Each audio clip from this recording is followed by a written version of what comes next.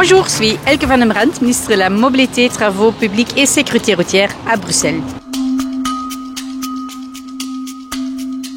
Tout au début, il faut s'adapter parce que tu n'as pas le contrôle sur le véhicule et tu n'as pas une personne qui est là. Mais elle me donne l'air d'être très contrôlée, très sécurisée. Alors c'est quand même fascinant. Je suis prêt à faire une nouvelle course et surtout dans de nouvelles circonstances. Et si on relaie en ville, en contexte urbain, mais avoir des différents contextes, ça serait intéressant d'avoir l'expérience. Il y a sans doute des opportunités et des menaces, comme tous. Et il faut surtout accepter que c'est une nouvelle réalité qui va arriver et qu'il faut se préparer.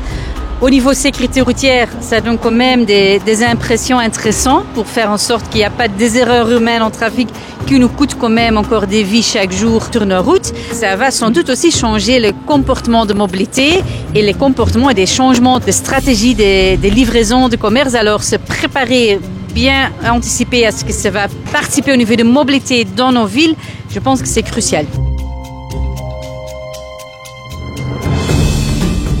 Un bus ou une navette autonome sans chauffeur sera encore quelque chose d'autre qu'un métro sans chauffeur. Alors, ça demandera sans doute des explications si on le met dans le trafic bruxellois. Ça sera graduellement de plus en plus dans notre trafic. Nos voitures individuelles sont déjà de plus en plus autonomes. Alors, sans doute que l'opinion publique va doucement suivre. Je pense que le premier rite sera toujours un peu une découverte. Alors, je pense qu'on doit le déployer avec une stratégie de communication. Ici, on parle d'une technologie mondiale qui est en train d'arriver. Alors se préparer, ça se fait pas qu'au niveau bruxellois ou belge, mais au niveau européen.